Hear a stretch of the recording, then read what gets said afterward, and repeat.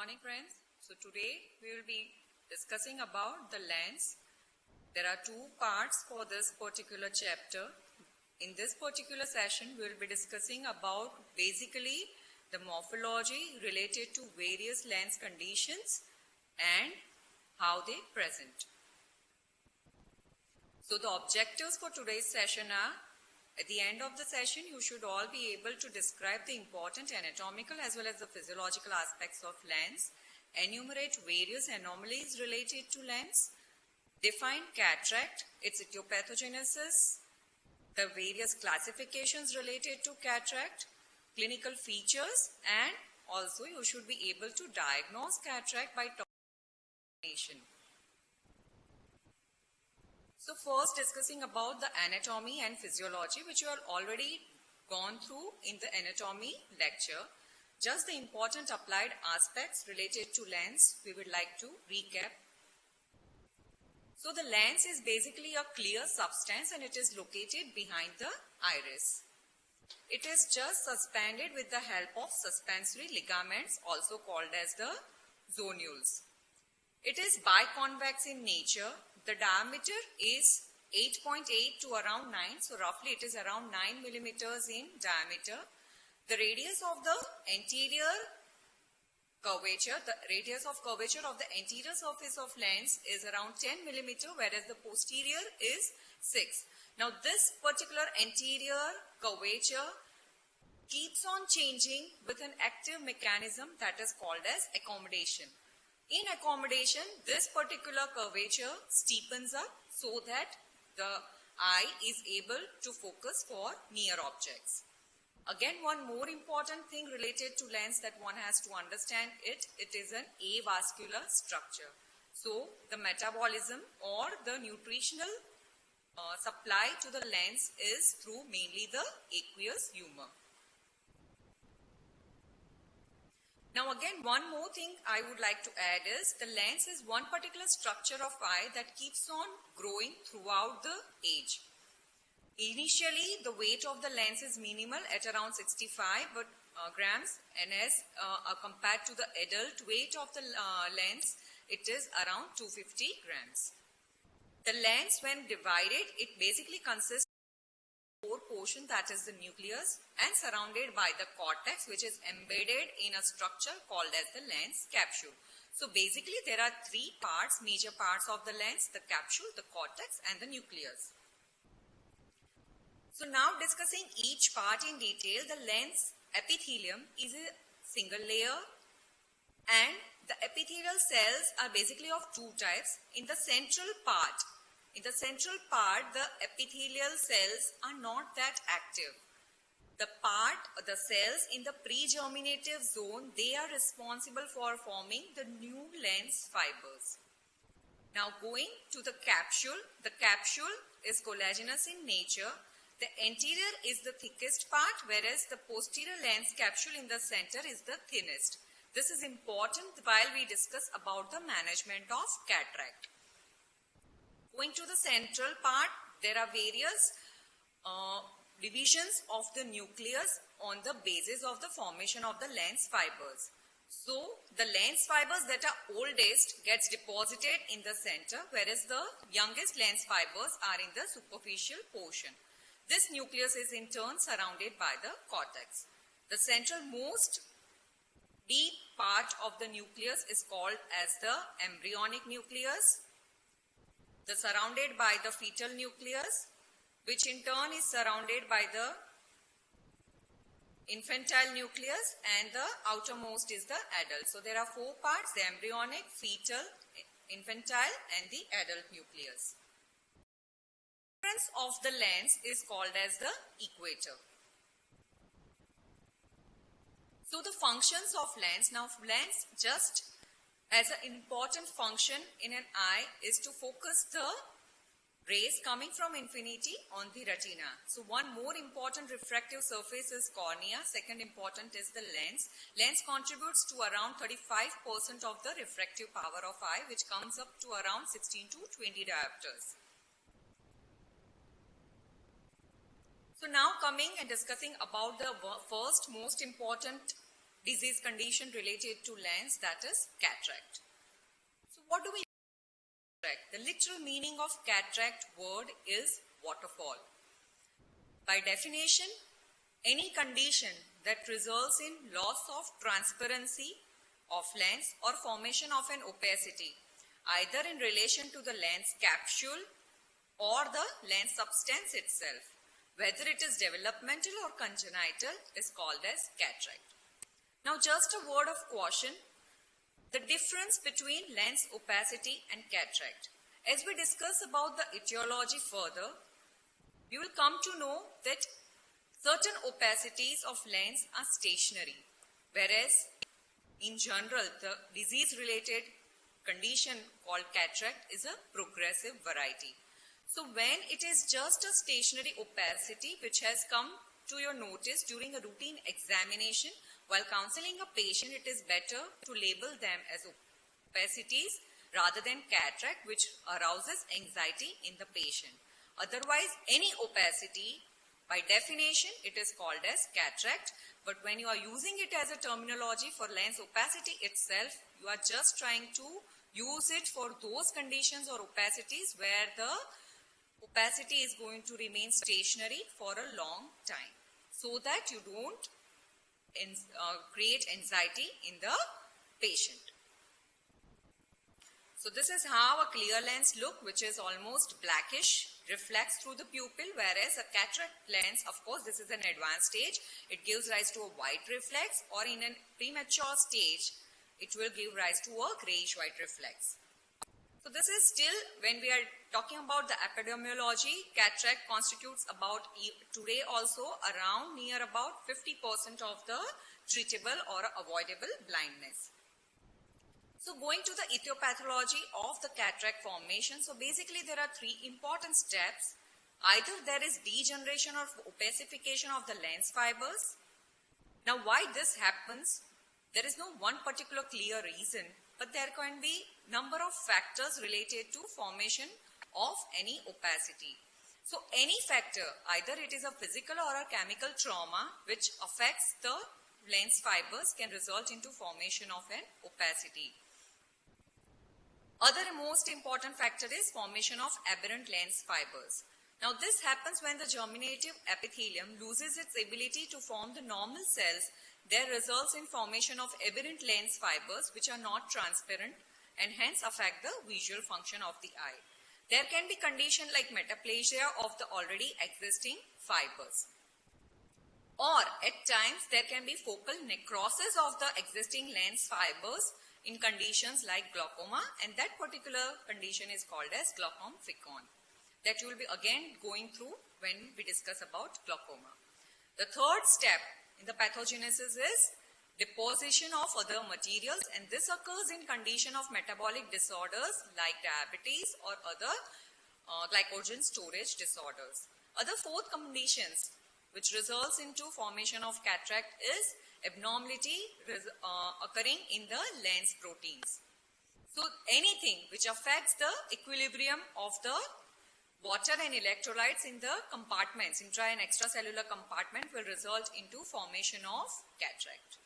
And the biochemical mechanism by which cataract takes place is usually by three mechanisms. Either it is hydration of the lens that occurs in an age-related condition where the water vacuoles get accumulated.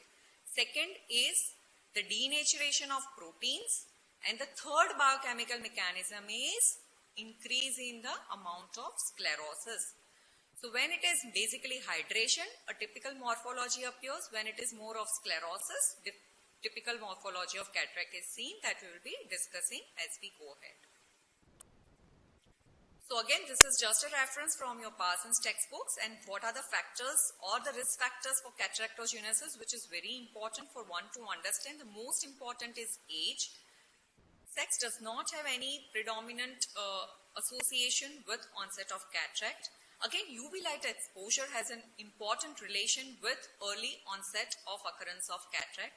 At the same time, nutritional conditions like deficiency of predominantly vitamin deficiencies, sudden diarrheal dehydration, and other systemic disease conditions like diabetes or steroid intake have a predisposition for early formation of cataract, and the mechanism by which each of this has its role to play has been discussed, so it is a very informative table for one to go through. Now coming to the classification of cataract. So first, the etiological classification. The commonest is age-related cataract or senile cataract. Advancing age itself is one of the risk factors that we have already seen. Now, besides that, cataract can be associated with other ocular disease conditions, systemic diseases, certain dermatological diseases, and of course other physical or toxic agents. So let's go one by one through each of it. So coming to the ocular diseases, when cataract is associated with ocular disease conditions, it is called as a complicated cataract. Ocular diseases usually which is associated with formation of cataract are uveitis, degenerative myopia, retinitis pigmentosa, retinal detachment, and there are few others too. These are the certain important that one has to remember.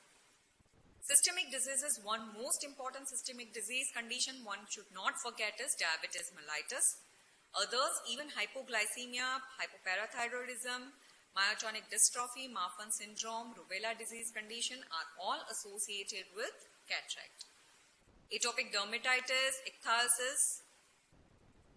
Again, physical factors like trauma, radiations, shock also can give rise to cataract.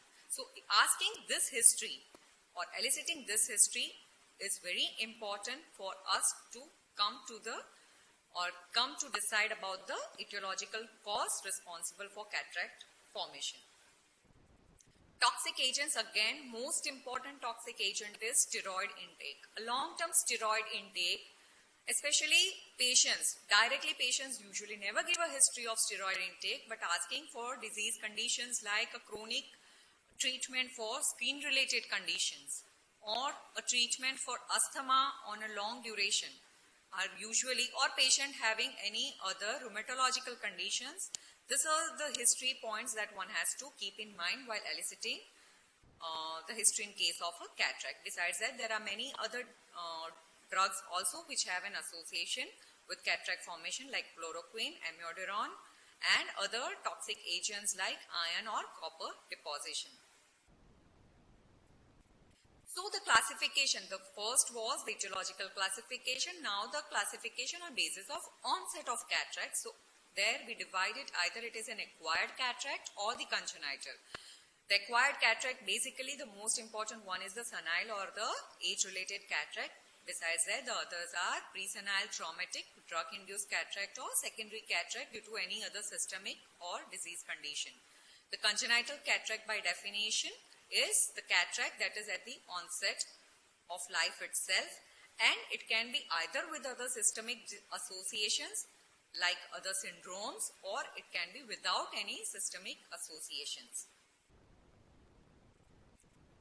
The third classification that we go through is the morphological classification. So what is the morphology of cataract? On basis of it, either the cataract can be nuclear, that it predominantly affects the nuclear portion of the lens.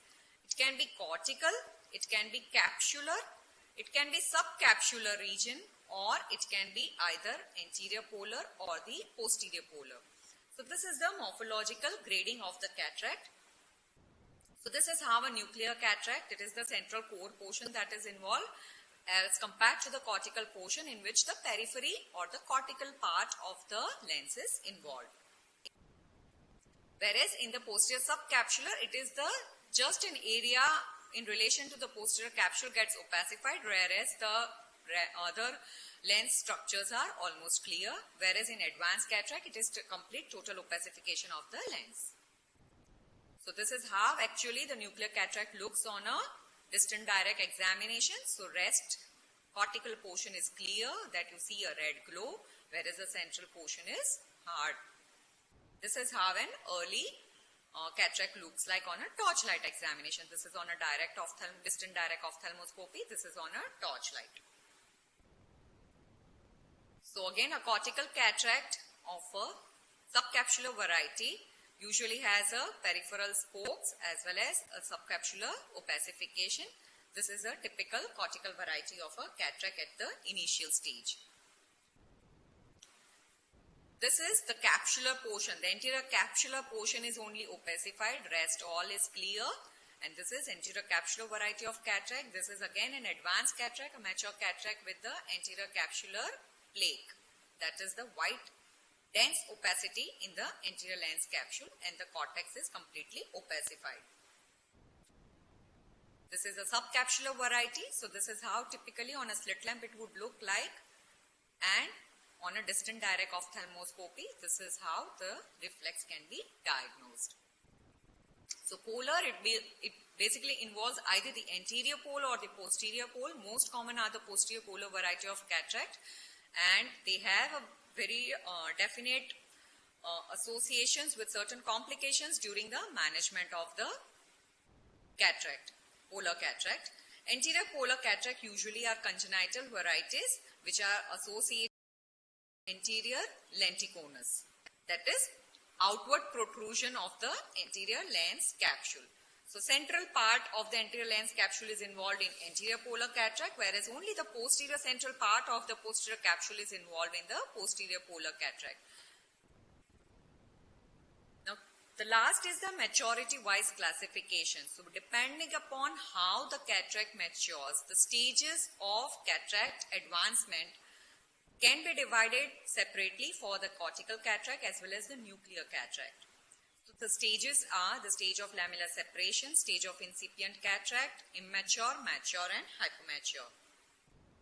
So the first stage, that is the stage of lamellar separation, that is a very early stage where there is a accumulation of water in the lens and hence a demarcation of fibers is seen. Now lens is basically a transparent structure. One, the reason is it is an avascular structure.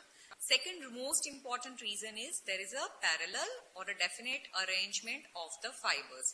Now because of the accumulation, there is distortion of these fibers and hence it results into blurring of vision.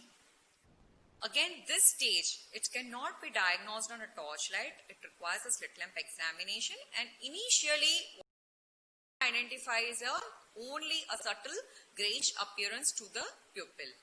However, at this particular stage, if the hydration component is taken control, that is a disease, systemic disease condition which results into hydration of the lens, if it is controlled, the changes are reversible at this particular stage.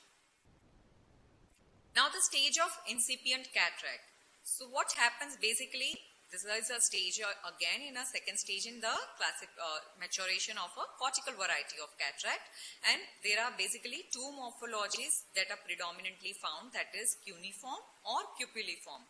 Now cuneiform, as the word suggests, spokes-like opacity in the peripheral cortex. So wedge shaped opacities are seen, that is called as cuneiform. Pupilliform, it is basically a saucer or dense opacity that is seen as the posterior capsule. On basis of that, one can definitely come to the point that the vision will be affected more in case of pupilliform variety because it is involving the subcapsular portion in the central. This affects the vision at an early stage. The cuneiform, it results into distortion of vision more because once the pupil dilates, then only the spokes they come into the field. Otherwise, when the pupil is constricted, these spokes are not coming into the field of vision. Hence, patient does not have complaint of blurring during daytime, but yes, at night time they can have distortion of vision. Once this progresses to the central of the pupil, when this opacity will reach the central portion of the pupil, patient will have distortion of vision during daytime also. So coming to the other stage. So now the stage of immature cataract. So then when any fibers, any few transparent fibers are left, then that stage is called as immature, and when all the lens fibers are opacified, then it is called as a mature cataract. We'll be definitely discussing again many other important features because differences between mature and immature cataract is an important question that one has to address either in theory or viva both. So the important difference is the opacification of lens fibers. Here all the lens fibers are opacified. There is few fibers that are left clear, then it is called as immature cataract. Now again, when the stage ahead of maturity, so the lens cortex starts getting liquefied, and this results into sinking of the nucleus, which is again an embedded structure. It sinks downward, then it is called as a hypermature Morgagnian variety of a cataract. If the cortex gets liquefied and absorbed, and only an opacification of the lens capsule with the advanced sclerosed nucleus remains, then it is called as a hypermature sclerotic variety of a cataract. Or still the complete liquefaction or the absorption of the cortex has not taken place, but the lens capsule is crumpled. Advanced opacification of the lens capsule is seen, then it is called also as a hypermature sclerotic variety of cataract. Coming to the advancement or the grading of nuclear variety of cataract. Now in basically nuclear variety, it is the central core nucleus that is getting affected or getting more and more sclerosed. So here the grading depends upon what is the density of the nucleus. So grade 1, usually you have a very whitish or a greenish yellowish hue of the nucleus. This in turn becomes amber color and later on brown, red and black. So on basis of that, it is staged to grade 5. So black cataract is called as cataracta nigra. Grade 4, that brown cataract is called as cataracta brunescens. And these stages are again important for one to have a note about when we are talking about the management of cataract, because it can have certain other consequences or complications if it is not managed with certain additional precautions. So why this change in color happens in case of nuclear maturity? It is because of the amino acid tryptophan that gets the color changes because of the due to the exposure of the sunlight. So this is how on a slit lamp initially it is only greenish tinge, but as it advances this particular brownish tinge is seen, and this one can appreciate in case of advanced cataract, that is advanced nuclear variety of cataract, on torchlight also. So now coming to the symptoms. So the first and the foremost, the most important symptom related to cataract is dimness of vision. Now again, depending upon or correlating with what morphology of cataract patient has, will also make you realize what particular distortion or the quantity of distortion of vision. So let's consider if it is only a nuclear variety of cataract, which is again the biochemical basic mechanism is slow sclerosis of the nucleus. So here the refractive index of lens increases enormously. And this results into distortion of vision more for distance as compared to near. When the cataract is predominantly involving the periphery or the cortex, as we have discussed earlier, initial part, patient may not be having that particular distortion of vision during daytime, but at night time when the pupil dilates, these opacities, they will come into play and patient can have distortion of vision at night. At the same time, supposing a patient has only an anterior or a posterior polar variety of cataract, patient, even if the opacity is very small, the distortion of vision can be really high. Even for the subcapsular variety of cataract, when it is involving the central portion, the distortion of vision is enormous, even if it is a very thin opacity. So basically, the cataract results into blurred image or distortion of vision, and that amount or distortion of vision can be different as compared to what type of cataract patient is having. Besides that, patient can have difficulty in vision at night, as we have discussed, particularly with the subcapsular variety and also the peripheral cortical varieties of cataract. Distortion vision in subcapsular variety is going to remain throughout the day, but at night as compared to the peripheral cortical variety, if it is only the subcapsular portion, patient may have slight better vision at night if the periphery is clear. Again, glare is an important complaint in initial stage when there is only lamellar separation or water vacuole accumulation. Patient have an extorsive distortion of light and hence a complaint of glare. Halos or color halos occur basically because of the water vacuole accumulation, which results into splitting of white light into its spectrum. So patient sees rainbow either around the headlights when he is driving at night or maybe while observing any bulb. The condition that patient complains is that he is not able to have a clear vision, the reading is not comfortable, and of course patient complains of diplopia or polyopia. Now the reason for diplopia or polyopia is the patient gets different type of images are formed due to different opacity, the level of opacity at various regions of the lens. And hence, uniocular diplopia or polyopia is the commonest, that is doubling or tripling of image is the commonest complaint. Why patient complains of color distortion? So basically a cataractous lens absorbs the shorter wavelength of light. So the red portion of the light is more accentuated. Usually pre-cataract, that is pre-operative, this is not a major complaint, but yes, an intelligent patient can come up with this complaint also. But post-operatively, patient usually gives a complaint after cataract removal that he sees everything blue, and that one has to understand that the natural cataractous lens, was absorbing the shorter wavelengths, and hence the blue were dampened out, which are feeling accentuated after the cataract surgery. So again, this one thing that usually comes to notice is, once you counsel a patient that he has cataract and the patient argues that I can see without glasses and you are saying that I have cataract, so this particular phenomena is called as second sight. Why this happens? This is because of the myopic shift.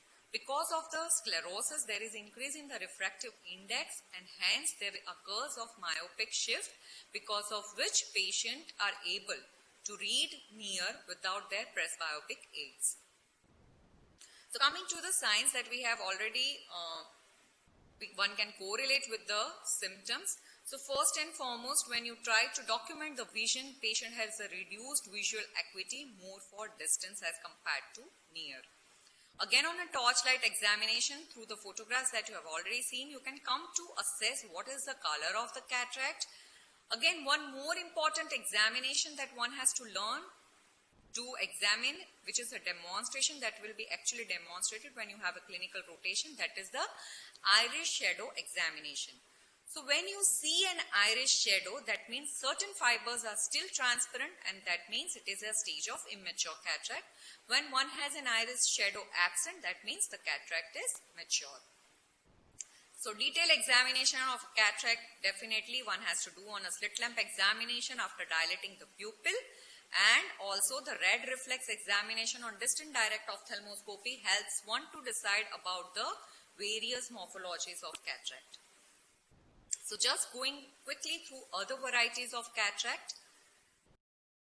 Related to diabetes, usually the manifestation of cataract is either a snowflake variety or the other most common posterior subcapsular variety of cataract that also we have discussed previously. So this is how the snowflake variety of cataract or typical diabetic cataract looks like. A traumatic cataract usually has a rosette pattern or a stellate pattern because of the blunt impact of trauma. So that is the anterior, and the anterior subcapsular portion is commonly involved and the anterior cortex is involved. In an advanced or a severe trauma, you can also see the damage to other ocular structures, where here you see an iridodialysis. So Christmas tree variety of cataract, again an important thing to remember, that occurs in myotonic dystrophy. Complicated cataract, a word on it. As we have previously discussed, cataract associated with other ocular disease conditions like retinal detachment or pathological myopia, retinitis pigmentosa, it is called as a complicated cataract. And other eye-related condition with complicated cataract is uveitis. So in this particular condition, the typical morphology is formation of a polychromatic luster. So you see different color, crystals-like appearance when you are doing a slit lamp examination, that is called also as a breadcrumb appearance. And other signs related to the eye or the disease condition. So these are the typical features of a uveitic eye condition where you are seeing a synechia. So this is a condition called as a complicated cataract, commonly associated with uveitis. A note on pediatric cataract: because it is important for us to diagnose pediatric cataract on time and treat it timely, because it can affect the visual development of a child and result into blindness.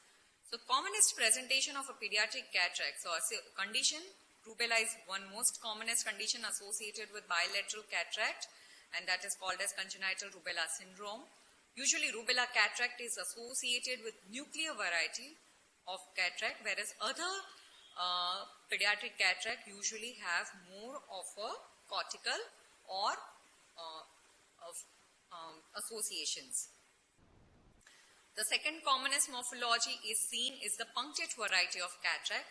Punctate, either it can be in the form of blue dots or it can be in the form of a sutural cataract, that is the fibers related to the fetal nucleus and the embryonic nucleus are opacified. This is again another morphology, that is zonular cataract, where you have a spokes radiating out in the periphery towards the cortex. So these are the commonest morphology, and one has to examine the eye condition of a newborn child to diagnose if he is having any congenital cataract, so that one can take timely management. Now discussing about complications. Now again remember, these are complications if you don't treat cataract on time. So what could be the outcome if cataract is not taken care at a proper time, or if it is not operated? So usually the complications occur because of hypermaturity, in which one can have secondary glaucomas like phacomorphic, phacolytic, lens particle, or phacoanaphylactic. So let's understand a bit about each of them. Phacomorphic, that means the morphology has changed because of hydration. That lens has swollen up, and that intumescent lens results into secondary angle closure glaucoma. So this results into secondary elevation of the intraocular pressure. Phacolytic, because of the increased permeability of the lens, there is liberation of the proteins through the capsule and results into excessive inflammation and blockage of the trabecular meshwork. So this is again a secondary open angle variety of a glaucoma. Lens particle, in an advanced stage, the lens particle itself, they percolate out into the aqueous and results into blockage of the trabecular meshwork. Phacoanaphylactic means the eye is sensitized to the lens protein previously. So like in case of trauma, or in case of lens particles remaining after cataract surgery in particular complications that we'll be discussing out in the subsequent lecture, that particular glaucoma that is resulting is called as a phacoanaphylactic. So cataract, if not treated, one has to write, it can result into visual loss, it can result into secondary glaucoma like phacomorphic, phacolytic, or lens particle. It can also result into subluxation. When it is an advanced cataract, there is degeneration of the zonules and the cataract can subluxate or completely dislocate into the posterior chamber. Or if pediatric cataract is not operated on time, it can result into amblyopia. So these are certain complications of not timely management of cataract.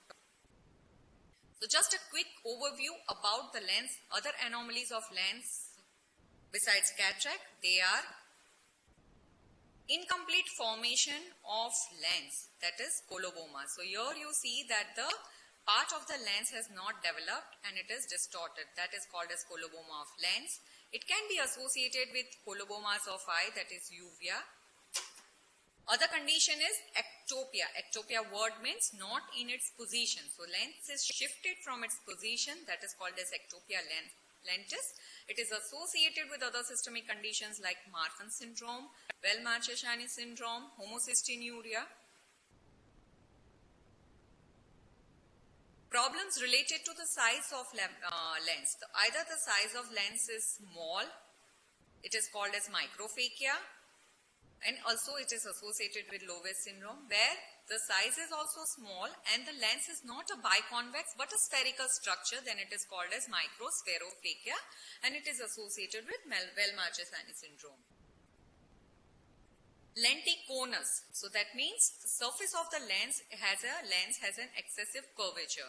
When it is involving only the posterior pole, that is called as posterior lenticonus. When it is involving the anterior pole, it is called as anterior lenticonus, which is associated with Alport syndrome, whereas posterior lenticonus is associated with Loew's syndrome. So just to summarize, we had gone through the definition of cataract, etiology, the various classification, the morphological classification on basis of onset of cataract, that is acquired or congenital, and also the maturity related classification both for the cortical variety as well as the nuclear. We have also gone through the important clinical features related to cataract. Difference is how the morphology of immature and mature cataract varies and how one can diagnose it based on an iris shadow examination or a distant direct ophthalmoscopy examination. We also have gone through various morphology related to certain systemic disease related or ocular disease related cataract conditions and complications of untreated cataract, as well as we have seen other lens related anomalies. The management of cataract and the complications related to cataract per se will be discussed in a separate lecture. So,